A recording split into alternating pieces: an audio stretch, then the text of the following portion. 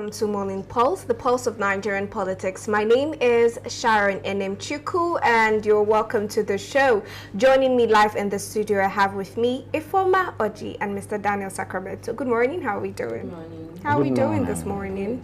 All right, we're starting first with two major political shakeups that have hit the country today. The governor of Osun State has resigned from the PDP after internal disputes within the party escalated. And in Abuja, Nigeria's Defense Minister Muhammad Badaru Abubakar has stepped down at a time when the nation is battling rising insecurity. Let's break down both stories and what they mean for politics, governance, and national security. Now, over in Osun State, where the governor has officially withdrawn his membership from the PDP, the resignation comes amid long-running tensions and leadership disagreements within the party. His next political move is not yet public, but the fallout within the state and national structure of the PDP is already sparking debate. Meanwhile, in Abuja, the defense minister has resigned from his position with health reasons cited. However, his exit comes during a tense period marked by rising insecurity across many states. His departure raises questions about the government's security strategy, preparedness, and the state of national defense leadership. I would love us to start first with the resignation of the defense minister. And I'm starting with you, Ifoma. Let's talk about that for a little. The fact that he has resigned at a time where there is massive abductions, what do you make of that? Okay, speculations has it that there is possibility that maybe the president had an enclosed meeting with him and it resulted to his resignation. That is what I'm seeing from Nigerians. But at the same time, a lot of rumors have spread social media that he is ill-suited for the position, because I saw on his I saw on social media one time, was it last week or last 2 weeks, where he posted that the bushes cannot be bombed, the terrorists cannot be bombed, they can't attack them, that the bush is too dense for bombs to penetrate, which sparked a lot of reactions on social media, and people were kind of questioning the credibility of the military institution to fight these insurgencies in Nigeria. And then again, we now saw this resignation. It might actually be premeditated, because following the day he resigned, the former defense minister, the retired defense minister, the person of Musa, had an enclosed meeting with the president. So there is possibility that all these things were kind of planned by the presidency to see if he can actually strengthen the security apparatus in the country. So. All right. Now, that meeting you speak of is with the retired chief of defense staff. Yes. And Mr. Daniel, do you have the same speculations that this is something that was engineered by the presidency and not really, like the defense minister said, according to health issues? All right. I don't think there is anything about health issues there. That has been this administration's slogan. Whenever they sack somebody, they say it's health issues. Health issues. Ganduje was removed from the office. They said it was on health grounds, which was not absolutely true. The truth about it is that the administration is trying to correct their errors, in the sense putting up the right peg in the right hole. You don't bring in a nobody to become a defense minister. It was an error, it was an aberration. We have a lot of service chiefs that are all scattered all over the federation, and you're paying loyalty as against the right thing to do. So Badaru is not about health grounds. It's about he has been sacked, as that's what it is. But they just want to make it look very, very decent of him not being, publicly humiliated.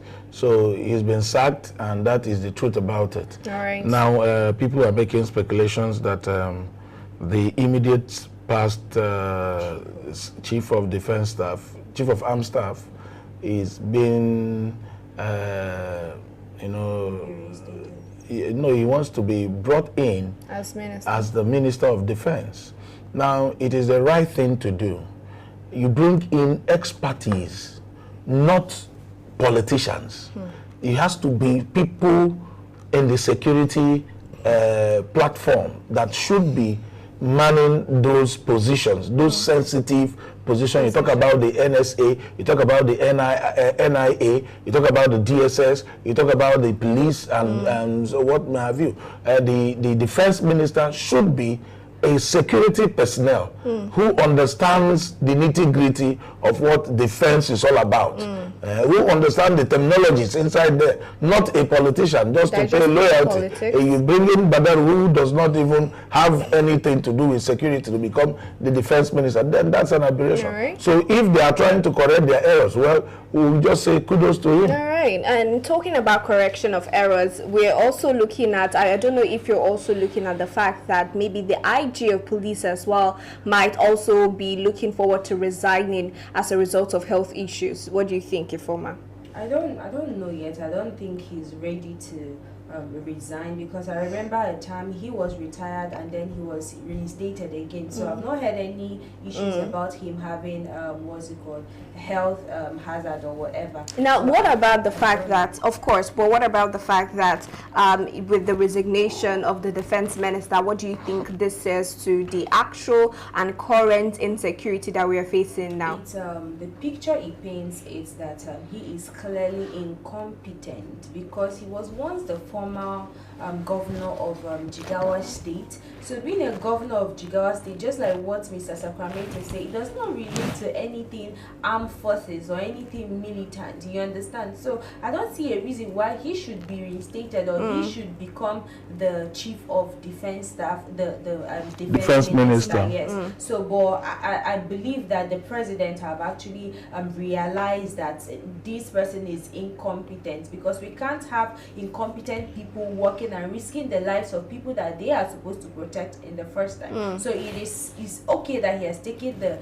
directive to maybe just like what Mr. Sacramento said, sack him and then maybe put in a person that is more competent on that ground. You know, still talking about competence, if the presidency actually does and goes ahead with this, right, by reinstating, making the former chief of defense staff the minister of defense, do you think, Mr. Daniel, that he would have succeeded in restoring the public's trust in the government when it concerns insecurity?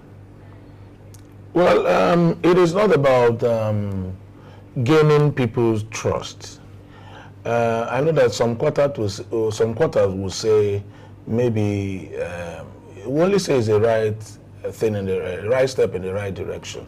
I think that's all we're going to say. But talking about gaining people's interest is not trust. People's trust is not. It's not something of a jiffy. It's. We have to see a very, very robust security apparatus and see a very massive manhunt of the insurgency, and we'll see a total cut, a total curbing of the insecurity. I remember during Brutai, when he was the chief of armed staff, there was a particular, about 4 good months, they were seriously on bombardment of the whole caves and wherever the terrorists are. For good 4 months, they were on a constant bombardment. There was no infantry. Infantry were just to move in for clearance. But they were on air, strictly on air for good 4 months, which really disseminated the movement of the whole terrorist group.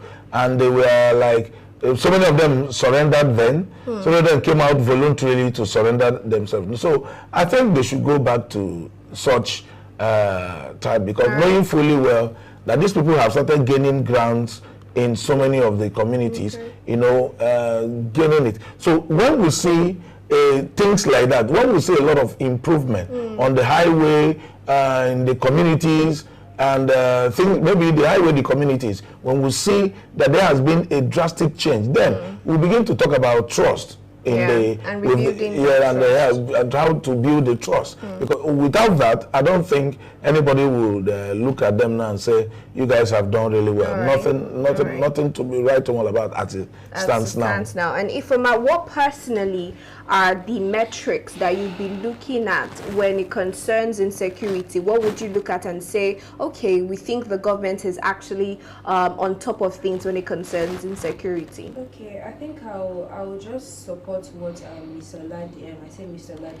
Sacramento said, which is about building trust, which it takes a lot to build trust, but it takes just few minutes to break that trust, and the Nigerian government have woefully broken that trust on the citizens don't have that trust anymore. So I think if I'm going to say anything as regards this question you asked, I'll say that it will take a lot of processes for me to arrive at that junction that we're already seeing professional touch in our security apparatus. We will see more boots on ground. We will see the hideouts of the perpetrators of this crime being figured out and being brought to book. We are going to see, clearly visible progress in the security institution and the tightening of security in the state. So that is the only time I could say that, okay, he is really working. And not just that, when we see that students, because if you notice this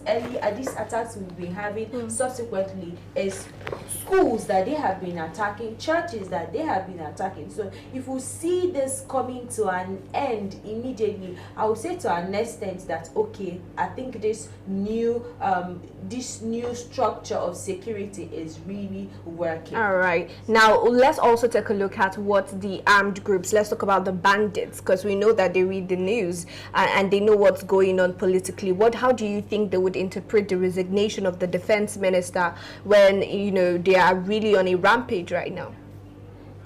I beg your pardon? I'm asking, right? With the resignation of the defense minister, let's also take a look at what the armed bandits are going to be interpreting when they see this news, seeing that they are actually on a rampage currently. Well, there's nothing to... It's not a news. This is... there's these people...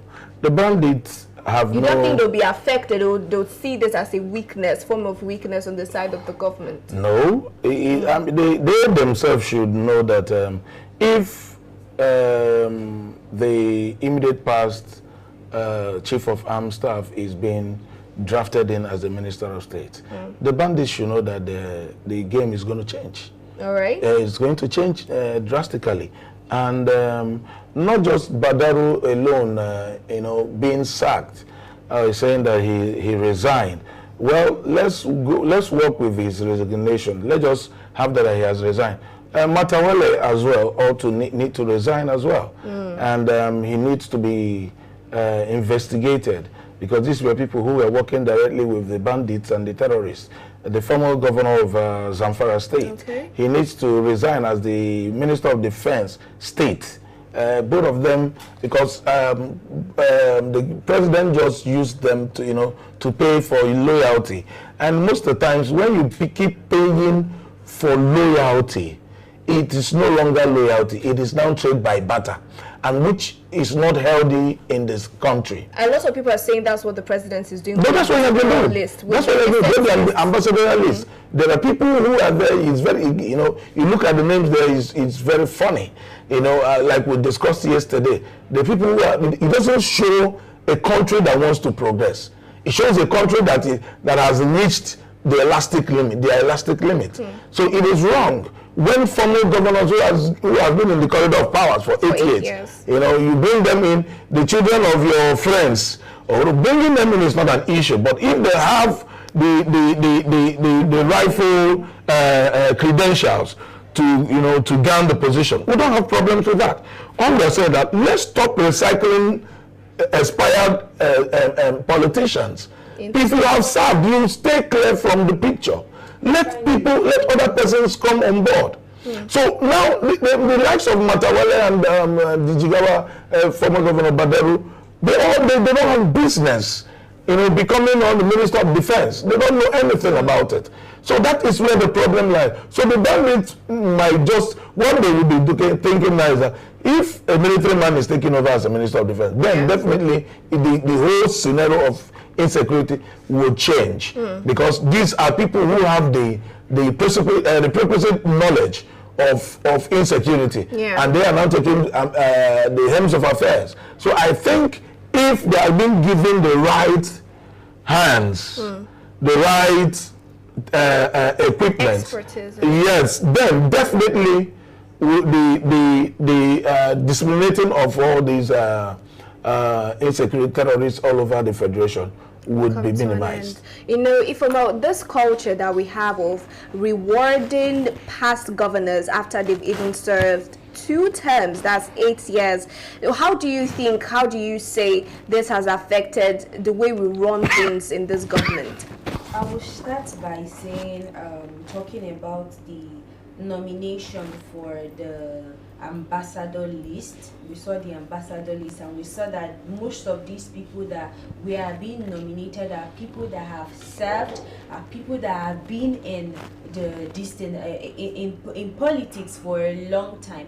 And he still, if he points down to the problem of Nigeria, so long as you want to make a change, you can't continue recycling the same set of people that keep on crippling Nigeria. But that is what we are seeing in government now. So it is quite worrisome if you ask me, and it shows that Nigeria is not even ready to make a change. Nigeria is not even ready to develop. And I tell you, the international body have seen all these things, and you cannot tell them to come and make an investment in a country that is not even willing, don't have the political willing or the political ideology to move from one state to another. They still want to be redundant. They still want to be stagnant in where they were, years ago, years earlier. All right. Now, this is where we're going to just wrap it up on this conversation. Let us look forward to what will come forth from the presidency. Will the former Chief of Defense Staff be made Minister of Defense? I think we're going to find out later on. Now, still talking about the government and how they run things, and especially the governors that we have seen that after years of tension and not getting federal allocation, that the Osun State Governor in person of Governor Ademola Adeleke has officially resigned from the PDP. Now, we don't know which party he is porting to, but of course we have speculations that it's to the main party. But let's talk about the fact that we are seeing resignation from the Osun State Governor, and even before now we saw the court battles that they've had to face with really the opposition party. Well, it's not a story, it's not a surprise thing when Adeleke resigns from PDP. And if he's coming to say PDP, that he's resigning because of the issues in PDP, then he's a big liar. He's a very, very big liar. He has been eyeing to move to APC, and definitely that's where he's heading to. So it's not a new thing. These are people who lacks integrity. We keep saying that there is a lot of, we have a lot of politicians who doesn't have integrity, who doesn't even believe in themselves, who are just there for the sake of being in power. Not just that they are hungry, but they just want to be there. They have no clear vision of what they want for their people. So you think this is a matter of integrity? Yes, a matter of integrity. Let's also look at the federal allocations and the court battles that they've had. It has been, the state has been surviving. Do you understand? So the truth about it is that it's about integrity. It's about someone having vision. When Bola Ahmed Tinubu, the current president, was his allocations were seized. Not the entire allocation of Lagos, but there was an allocation that was seized because he created more local government development centers, which the president, President Olusegun Obasanjo, says that they're not going to be funding them. But all still the same, the state was progressing. The truth about it is that Adeleke wants to secure his second term, and that's what it is. So definitely he needs to move over to the ruling party so that he will know that he doesn't have any strong opposition that will be, opposing him. And that is it. Coming up to say it's because of crisis. There was no crisis. The crisis has been led off when PDP had their convention. And that is okay, you think that the crisis in PDP No, it has been resolved. People has been suspended. The NEC is the highest decision makers of the party. And there was a convention. We understand. And INEC has made it clear to say that they only recognize Turaki's led administration. So any other person can go to, and December 8th, everybody that is fighting PDP, both Senator Anyanwu, both a lot of people who are in the other side, their whole tenure expires in December 8th. So the convention has to stand. That is the truth. So their whole tenure will end on December 8th. So it's already resolving itself. So it's already resolving itself. So definitely there's no way the convention will not stand. And yesterday I was discussing with somebody and he said, there is nowhere in this constitution where it is written that INEC must always come to every convention to observe. It's nowhere in the constitution. And that is why INEC is telling the Wike faction that, see, don't bring us in and stop writing letters to us. That is the truth. Okay. So Adeleke might have his personal reasons, but we know that one of the personal reasons that if you want to be in the good book, you have to move to the next party, the ruling party. And that's what you are seeing. Okay. And the former vice president of the country is making move to take the ticket of the ADC, which is Atiku Abubakar, who is doing everything humanly possible. And to take the presidential ticket for ADC. Okay. And he's a very big threat when it comes to politics. So definitely the APC is doing everything humanly possible to gain more states so that they will be able to withstand whatever they are doing. But you see, that is to tell you, these guys are not concerned in what we're doing. Everybody just want to fix their pocket, fix their home, fix whatsoever, and stay in power. And that is it. As of the last time I checked, the APC, which is the ruling party, is actually controlling 28 states. I think now that number would have increased, seeing that the Osun state governor has now, resigned from the PDP, and we can tell where he's headed to. Now, this culture where we see people, in order to secure your second tenure, you have to move to another party, which is the ruling party. Let's compare this, what is happening in 2025, and even this present administration to the past administration, comparing the urgency to move to another party in order to secure a second tenure. Just compare the two different administrations, the Tinubu-led administration and maybe even the Jonathan or the Buhari-led administration. Okay, I think in comparison, I think there's the defection we've had in Atiku-led administration has superseded every other defections that have Tinubu's led administration have actually surpassed every other administration that I was I have witnessed, you understand, and that is quite worrisome.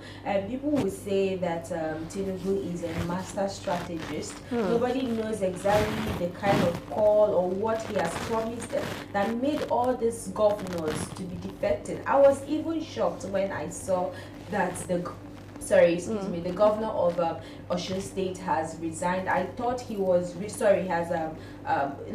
the party. I was thinking that, okay, this is a party that he has been for so long and he's ready to fight to the end, because I remember the time he was having back and forth in court and the whole allocation and the rest of them. So I was thinking maybe he's really interested in uniting the party. He's interested in moving the party forward. I was shocked in the headline today when I saw that he is already resigning, and I'm like, the same thing Mr. Sacramento to say. This is the same thing that we see with our politicians. Integrity is so hard to come by. These politicians, everybody is all about survival of the fittest. Everybody is moving to where power can reach out or be allocated to them. Everybody they don't care about political way of political ideology. They don't care about party. They don't even care most of the times about democracy. It's all about what will benefit them. And I think it's quite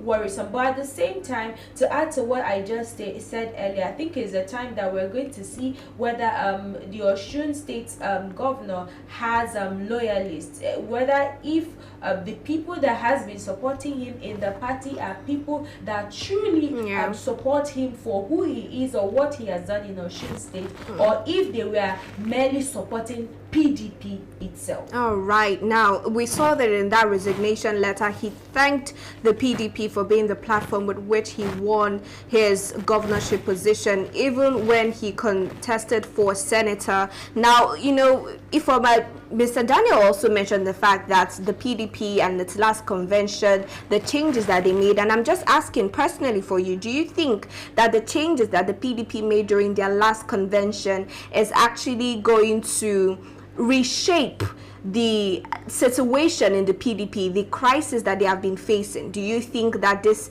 convention, the changes they made, is going to influence permanently the situation of things in PDP? You know, before that convention took place, I was actually rooting for that convention because we've had the PDP has had a long-standing dispute within the party, so I was looking forward to that convention. And now it was the aftermath of that convention that I was equally looking forward to.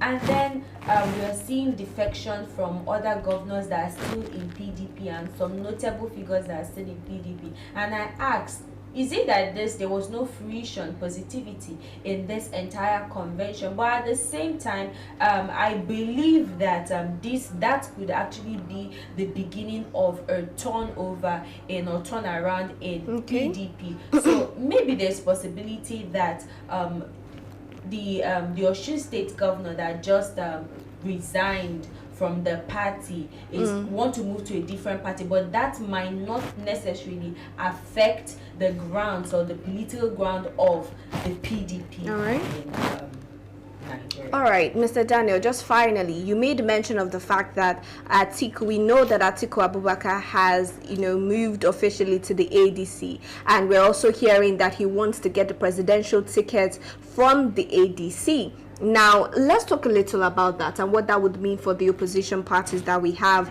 Do you think if he does that, it would really be, it would strengthen the opposition that we have? Definitely, that's what it's going to be. For now, ADC is the only alternative other political parties have now, or Nigerians have, where they could say is they have a formidable platform now that could give APC run for their money. Okay. And that is it. And just that they are saying the ticket is quite open for anybody who have the capacity and integrity to win the ticket. So Atiku Abubakar has always been there. Every presidential listing, he comes out. It's just that I wanted to ask him if there is anything he forgot in Aso Rock that he's going to, he wants to go and it's an ambition of his. That's what I'm asking. So definitely the right set of people should come on board, and they should know that this thing is zoned.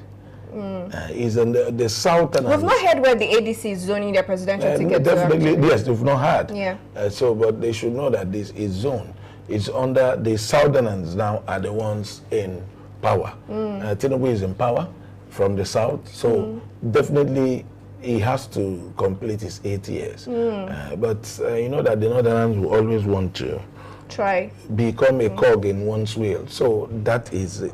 All right. I love that you wrapped it up that way, and we're going to be looking forward to, I think, especially where the ADC is going to zone their presidential tickets to. We've seen that the PDP has zoned theirs to the south, and we are seeing that the APC obviously is still with the south, and that is the person of President Bola Ahmed Tinubu. Well, this is where we're going to call it a wrap on the show today. Thank you to Ifo Ifoma Oji, and Mr. Daniel Sacramento for joining me on the conversation today. I hope you enjoyed watching. If you're watching for the first time, we say welcome. This is Morning Pulse, where we discuss Nigerian politics. And if you're yet to subscribe to our YouTube channel, please endeavor to do that so that you can be updated with our videos, and follow us across all social media platforms at Active Citizens. You can also find me across all social media at Sharon NM Chuku and Jiri Foma. You can find me on Facebook at Oji Sophia and on Instagram at MeSelect. For Mr. Daniel, he'll always be in the studio. Till we see you later today,